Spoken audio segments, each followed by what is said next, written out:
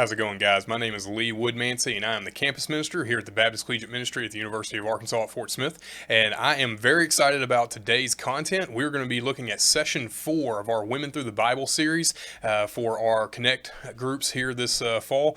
And I've been looking forward to this series in general, but specifically this week, because we're going to be finally tackling one of my favorite characters that we're going to look at, and that's Deborah, the judge. So you saw at the title card at the very beginning, we're going to be looking at Judges chapter 4 and 5. So if you haven't read that, go ahead and pause this video. We'll come back around to it. You need to read all of Judges 4 and 5 to kind of get the sense of what's going on with Deborah. And I'm going to read good portions of it here in just a moment, but we're not going to read it exhaustively. So make sure you have that done.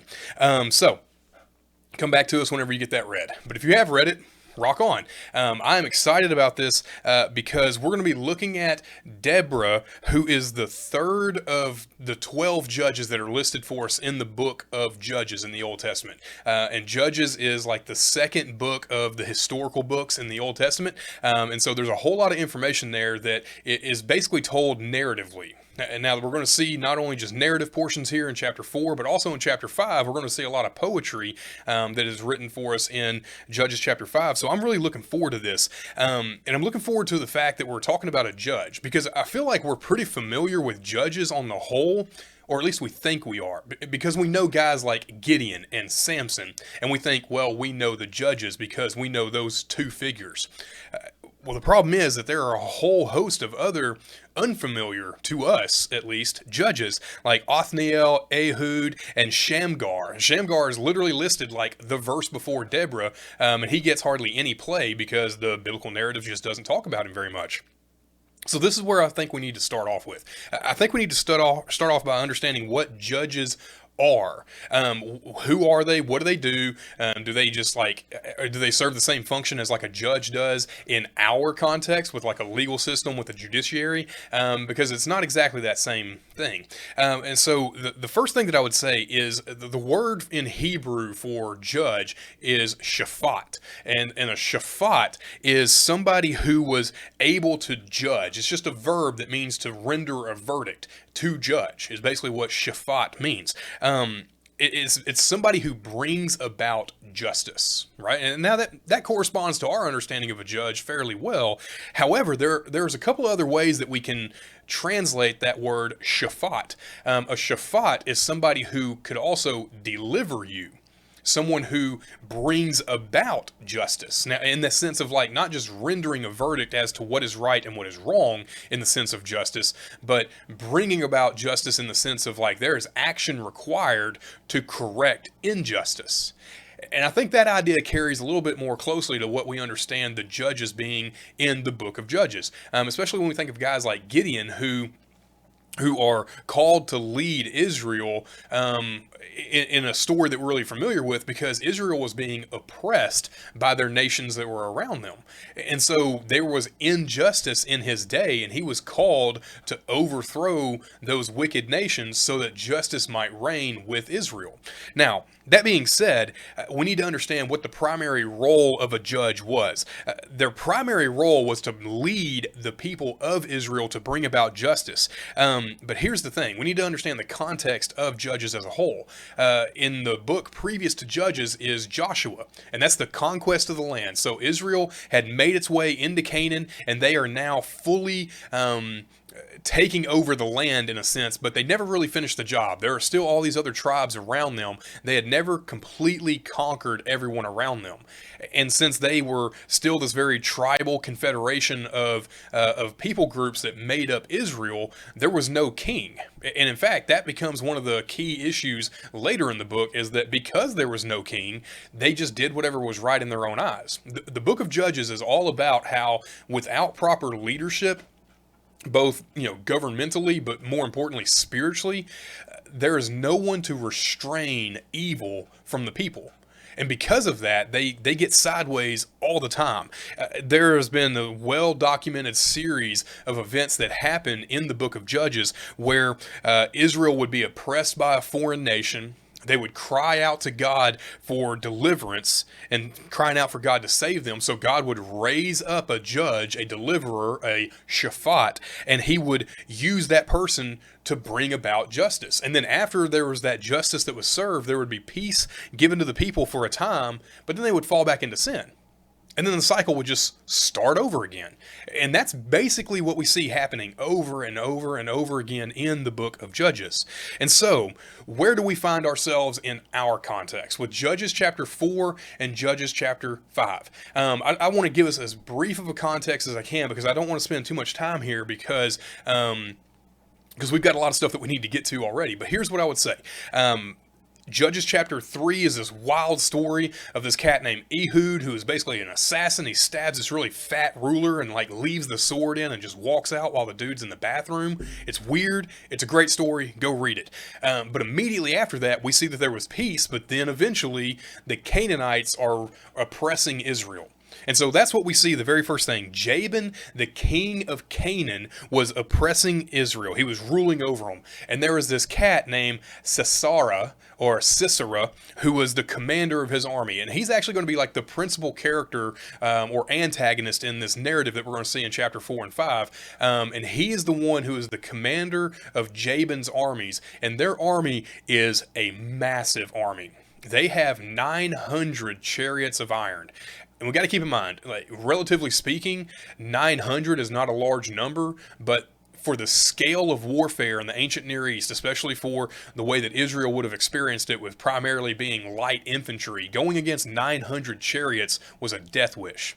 Now, Israel ends up mustering an army of 10,000 dudes, but that's 10,000 light infantry against a massively overpowered enemy with 900 iron chariots. Just think about like infantry today going against tanks. That's basically the metaphor here.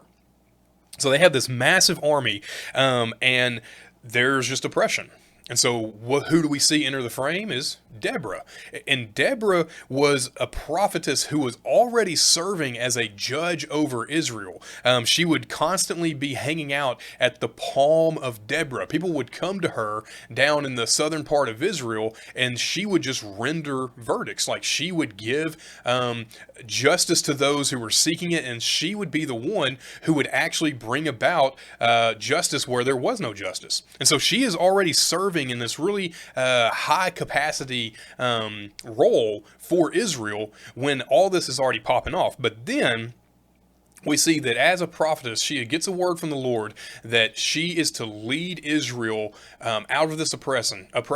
And so what the Lord does is she is told by him to go and call a guy named Barak. And Barak is a man who is going to lead the armies of Israel to bring about this relief from the Canaanites. And so what we see from there is this really in-depth look at exactly how Deborah is going to bring about this this justice for the nation through Barak. And so there's already just this upheaval as far as the way the nation was being run, and now we get to a point where Deborah is going to bring about relief through Barak. So eventually Israel is victorious in battle. There's 10,000 men of Israel gathered against these 900 chariots of Canaan.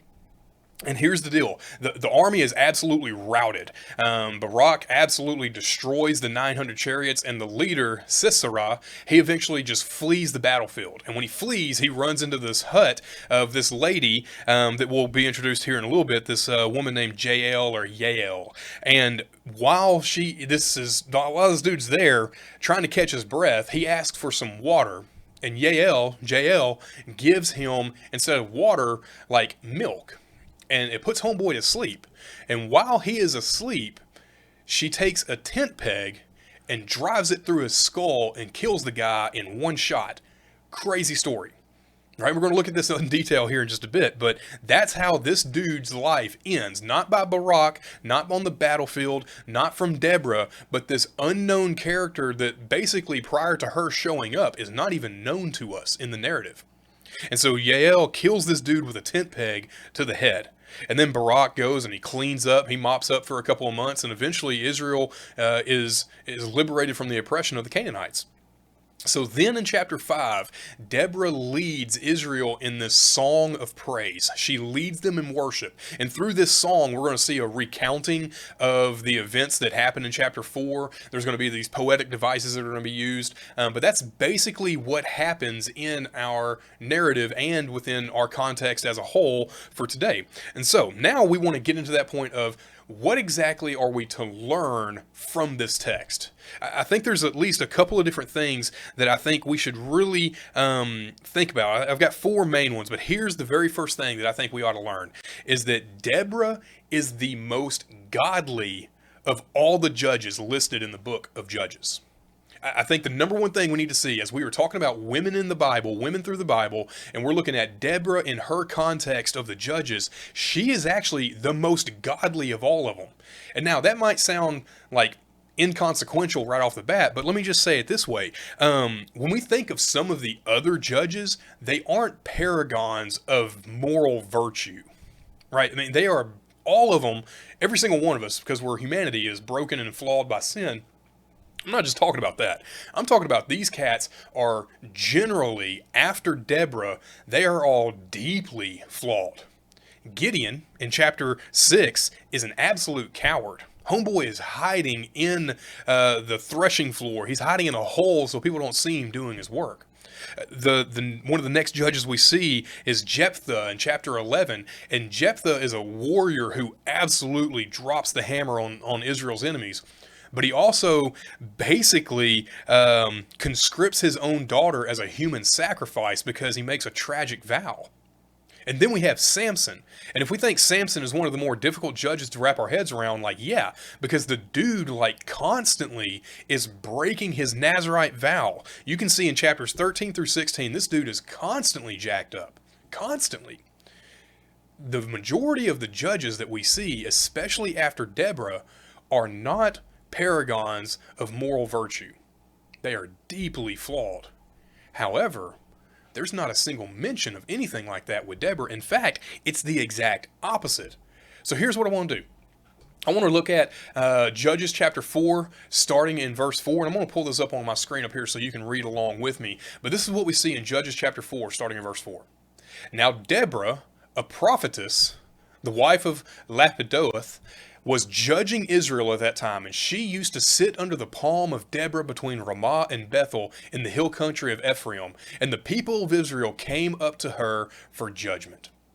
And the thing that I really want you to see just right out the gate with this is that she was already serving in this capacity, right? She was a prophetess.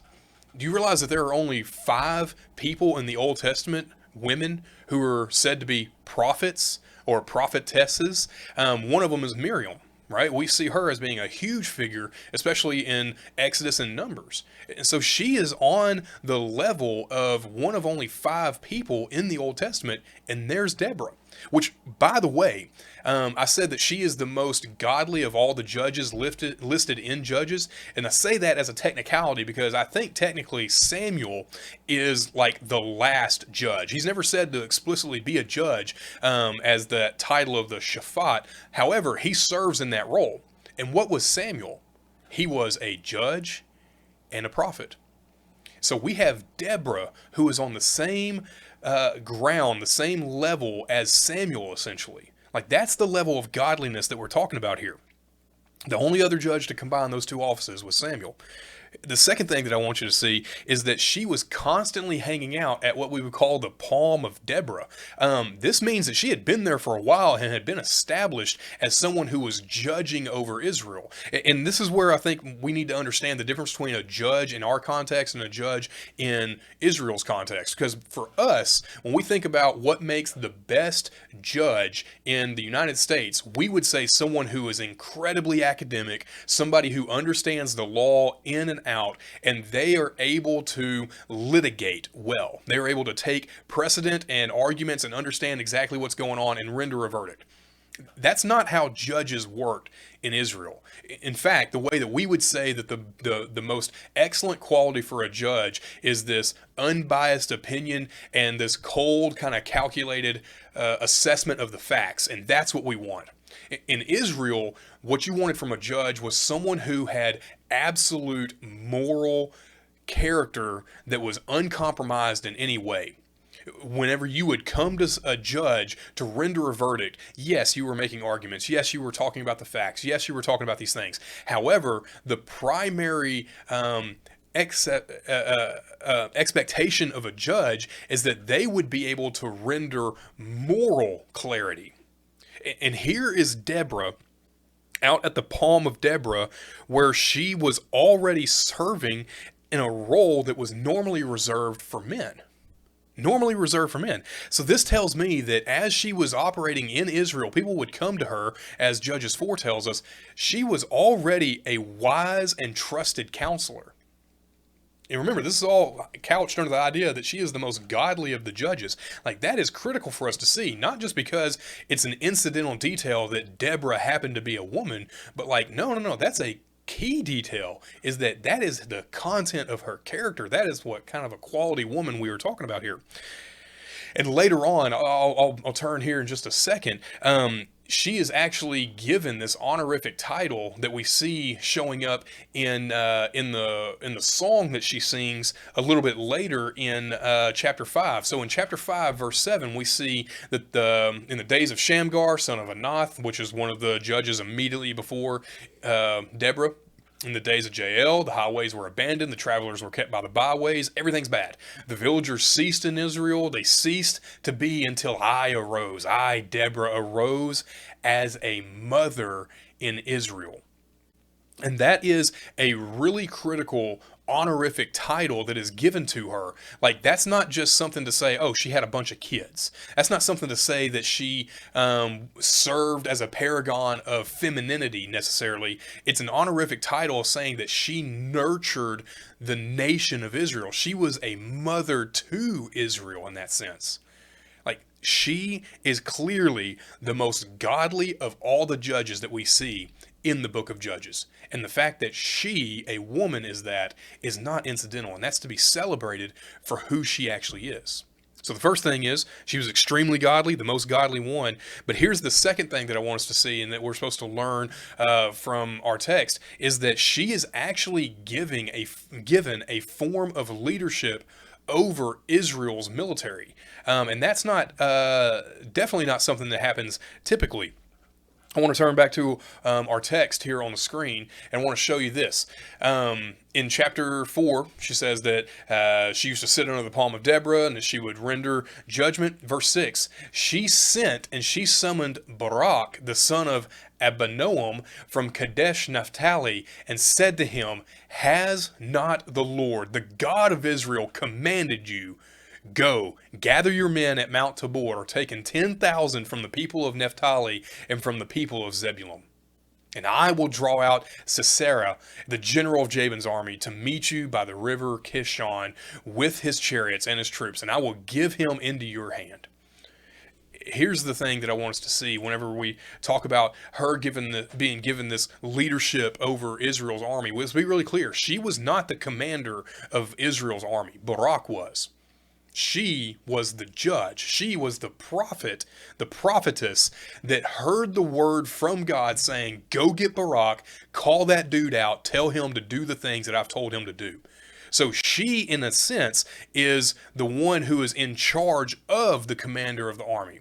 And that's not an incidental detail, because this is almost entirely, strictly a role only reserved for men in Israel.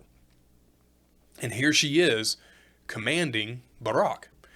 And this is not something that we should flake out on either, because there's actually a time whenever she is going to make her presence known even more. Whenever we fast forward a little bit into the narrative and actually seeing how things play out, this is what we see starting in chapter 4, verse 12. When Sisera was told about Barak and the son of Abinoam had gone up to Mount Tabor, he called out his chariots, 900 of them, and they went out. In verse 14, don't miss this. And Deborah said to Barak, up, for this is the day in which the Lord has given Sisera into your hand. Does not the Lord go out before you? And so Barak went down from Mount Tabor with 10,000 men following him. Here's my point, is that Deborah was not the commander of the army, but she absolutely made her presence known, and she actually instructs the commander as to how the battle is going to be fought and when. She calls Barak out, go gather your guys, get 10,000 of them dudes. And when they gather up at Mount Tabor, then she says, today's the day. Now let's kick it off. And then that's whenever we see Sisera realizes that the fight's on, and so he gets his boys and they go out. Here's the thing. She is given a form of leadership, but she is not given the primary role of leadership. And here's how I know this. There is a really interesting exchange that we skipped over intentionally that I will now want to return to. Back in chapter 4, verses 7 and 8 is where we see this really massive exchange between Deborah and Barak. And this is what I'll read for us, starting in verse 7. And I will draw out Sisera, the general of Jabin's army, down by the river Kishon with his chariots and his troops, and I will give him into your hand. Verse 8.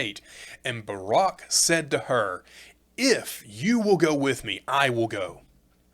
But if you will not go with me, I will not go. And we can just stop right there and say, like, he's hesitating. You might try to dress it up and say that he's looking for confirmation, but he is hesitating. He has already been told by the prophetess, the known counselor who is known to be a judge and wise in Israel, has not the Lord already commanded you? And here he is going, I'll do it if you go with me. So what does Deborah say to him? Starting in verse 9. And she said, I will surely go with you. However, nevertheless, the road on which you are going will not lead to your glory, for the Lord will sell Sisera into the hand of a woman. And then Deborah arose and went with Barak to Kadesh up north.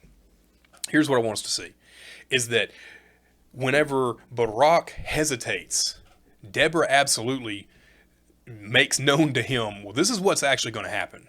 As a prophetess, as someone who has a word from God, she tells him, this ain't going to go the way you think it's going to go. In this massive move of foreshadowing, we get the sense that, like, oh, okay, well, clearly Barak is not going to be the one who's going to get the glory out of this. It's going to be Deborah. But once again, that's more foreshadowing that we're going to see here in just a little bit.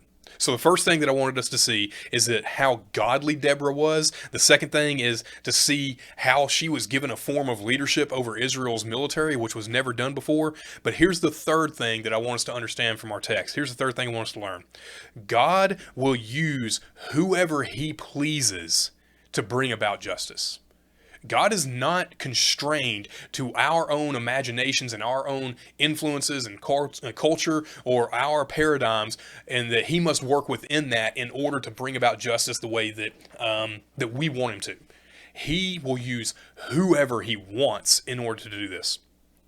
We've already seen that Deborah was specifically the one who called Barak out to lead the army, and she was the one spurring him on. So Barak's not going to be the one who's going to get the glory out of this. There's going to be a woman, and it's really safe for us to assume that Deborah is going to be the one who's going to be the primary figure here. But frankly, this study shouldn't just be about, for this session, Deborah. This study should also be about Jael or Jael. There's this other unknown woman basically in the narrative who just kind of sneaks in. We see in verse 11, I'm going to turn it over to us so we can read this real quick. In verse 11, there is this random cat who's introduced into the narrative. Now, Heber, the Kenite, and the Kenites were actually cousins of Israel. They were part of Moses' family from way, way back. So this is actually part of a distant relative to the Israelites. Now, Heber the Kenite had separated from the Kenites and the descendants of Hoab, the father-in-law of Moses. So there's our family connection. And he had pitched his tent as far away as the Oak of Zanaim, which is near Kadesh. Okay, so there's this random place near Kadesh where the battle's going to be, that there's this cat named Heber. Now, Heber is cool and all. However, he's not actually even the figure. He's just introduced so that we kind of know what's going on.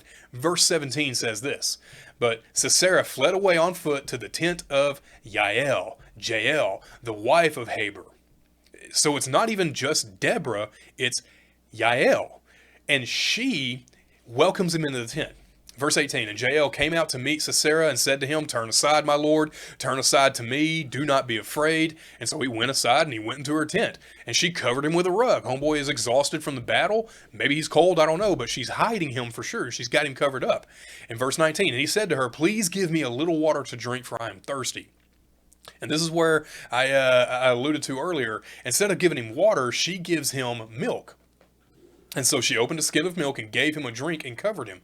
And he said to her, stand at the opening of the tent, and if any man comes and asks, is he here? Say, nah, he's not here. So lie for me. I need you to make sure no one knows I'm in here. She's like, got it. Verse 21, but Jael, the wife of Heber, took a tent peg and took a hammer in her hand. Then she softly went to him and drove the peg into his temple until it went down into the ground while he was lying fast asleep from weariness. So he died. Yeah, a tent peg through your skull, I think you would die. Here's the thing that I want us to see.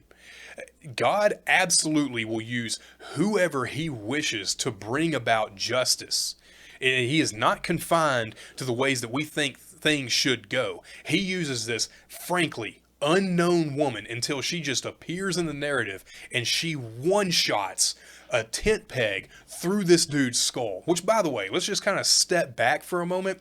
I don't know how easy or difficult that is, physiologically speaking, but I mean, we're talking about a warrior here, a grown man, so he's probably not a small guy. And then you got Jael, who is this woman, which I'm assuming is probably not a bodybuilder.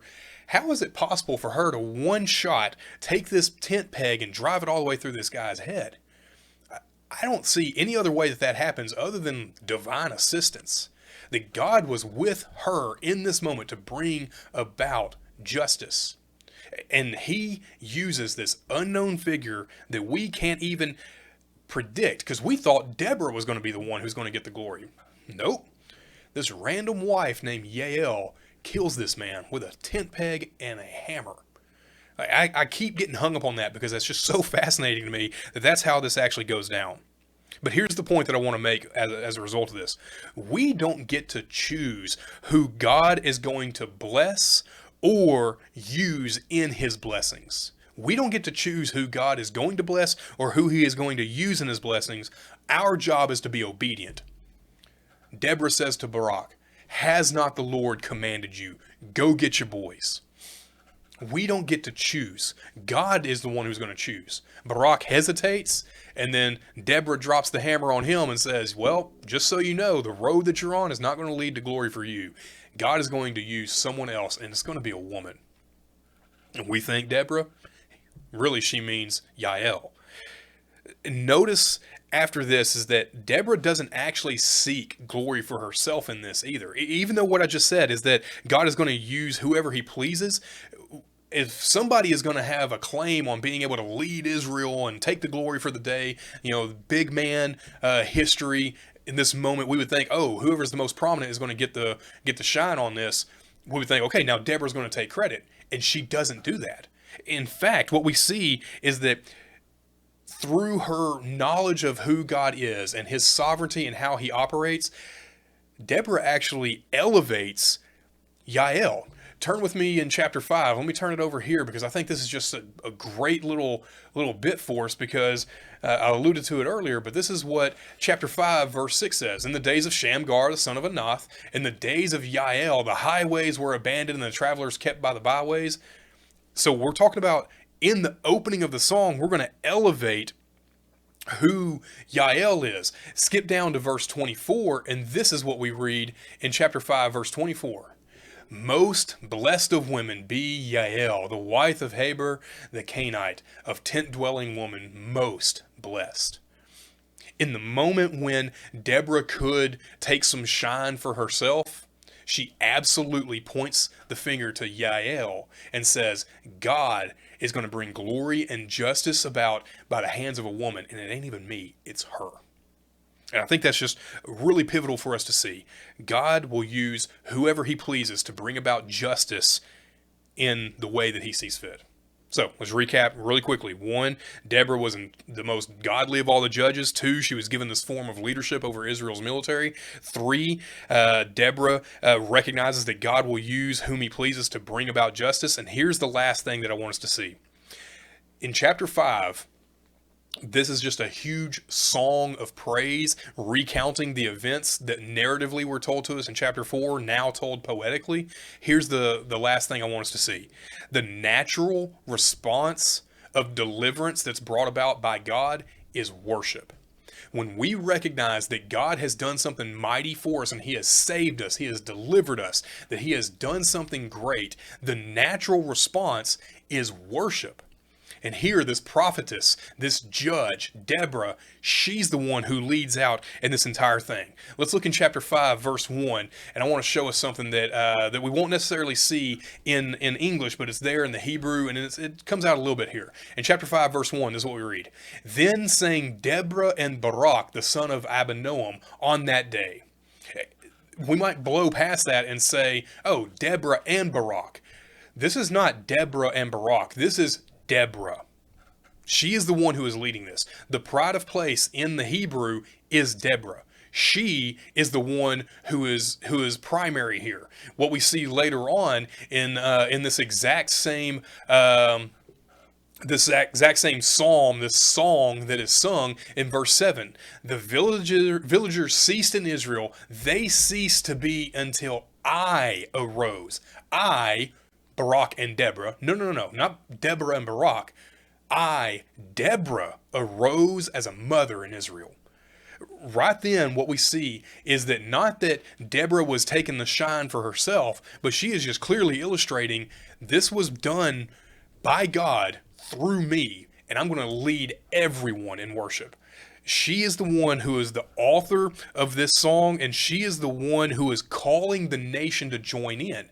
Because we see in verse 7, we're talking about Deborah is the one who's leading everyone, but she calls everyone else to join in. Look in chapter 5, verse 10. Tell of it, you who ride on white donkeys, you who sit on rich carpets, and you who walk by the way. To the sound of the musicians in the watering places, they repeat the righteous triumphs of the Lord, not of Deborah, not of Barak, not even of Jael, but of the Lord, the righteous triumphs of his villagers in Israel. Verse 10 talks about those who sit on white donkeys and rich carpets and those who walk on the way. She is saying if you are at the highest rungs of society or if you are at the lowest dregs and you ain't even got a ride, you're walking, every one of y'all, get up. It is time to sing and worship God for how he has delivered us. The natural response for us seeing God's deliverance is worship. Here's the last thing that I want us to see in this section. Back in chapter 5, verse 8, we see this really odd reference that Deborah makes. She says, when the new gods were chosen, then the war was at the gates. Was shield or spear to be seen in Israel among 40,000? Be seen among 40,000 in Israel? The thing that I want you to see there is when new gods were chosen. That's a really unique phrase that doesn't show up very often in the Old Testament. In fact, in Judges, the only other place it shows up is in chapter 10, verse 15, and that's where you see another judge referencing that Israel had abandoned spiritual fidelity to God, and they had chosen new gods. They had literally decided, hey, we're not going to be God's people. We're going to be our own people. We're going to pick us some new gods. We're going to follow them. So what I want us to see here is that Deborah is not only the author and the leader of this worship song, she is leading the nation back to God in spiritual fidelity. That's the role of a prophet. That is what prophets do. When we think about Isaiah and Jeremiah and Amos and Ezekiel, these guys are leading the nation back to God. And here is Deborah doing the same thing. From the earliest stages that we see after Joshua's death is that Israel had just started screwing it up bad. They started following after these other gods. There was this idol worship that was running rampant. In fact, even after Gideon's death, they start worshiping one of Gideon's shirts. Literally, he has an ephod made of gold out of all the earrings from the people that he had conquered, and they start worshiping that shirt. From the earliest stages, God's people have always not been spiritually faithful to him. And Deborah is saying that ends now. We're coming back to God.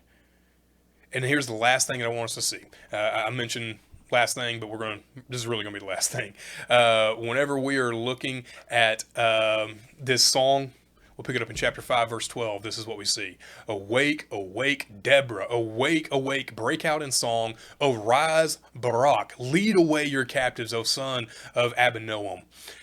In the moment when we think that, again, that Deborah has the ability to kind of grab that brass ring for herself and claim some kind of status, and maybe she would say, well, Barak, I had to kind of urge him along. She never belittles him during this song.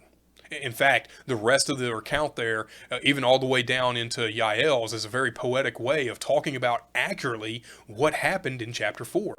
She never belittles Barak, even though he had to be spurred on and he hesitated early. She wants to elevate how he was in fact faithful eventually and obedient. And in fact, I'll go ahead and say this.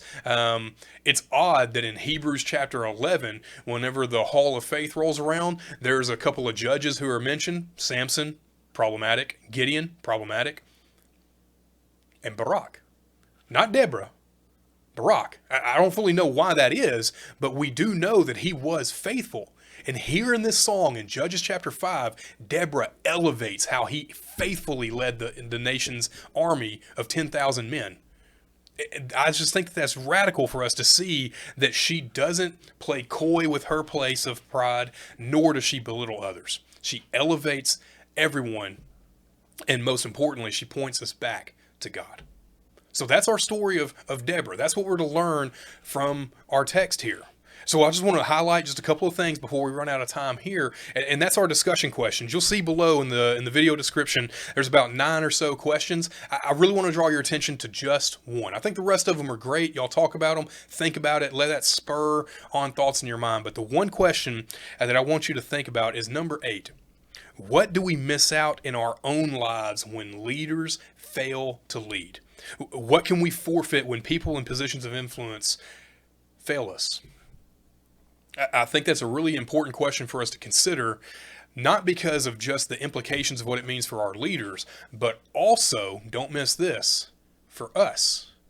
What happens when you don't lead? What happens when you fail people? I think that's a really radical idea that we need to consider, and Deborah is the one that drives us to consider some of these things. And frankly, the whole book of Judges does, but Deborah brings it into a really prescient kind of focus for us. So, that's Deborah. That's Judges 4, that's Judges 5.